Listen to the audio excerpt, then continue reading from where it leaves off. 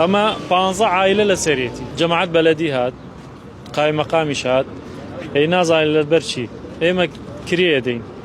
دو رجبة ليس خاون أم كشك 2 مليون ونيمي داوة 2 مليون ونيمي داوة بو عقارات دولة كريه قينا كريه دي بو أرخينيه جماعة هي لبيشوا نا كريدا نا عقدي نا هيجي هي نارو دلاي أوبر سي أوبركن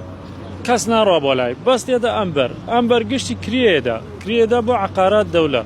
يكي هي أم كروزا 3 مليون ونيمي داوة أما 2 مليون ونيمي داوة أو كيتر 2 مليون داوة قينا بو أما 15 عائلة لسريتي قينا 15 عائلة تشيب كات بو كبرو بس هم 15 عائلة برو تشيب كات 15 عائلة رزقي لسر أمية إذا من طلبي ماجستير نتعينم هي نرعاية اجتماعي هي أشكيكم داناوا بوريخوا قينا من سي تشيب كم أم حالته تشيب كم دي بيام بلين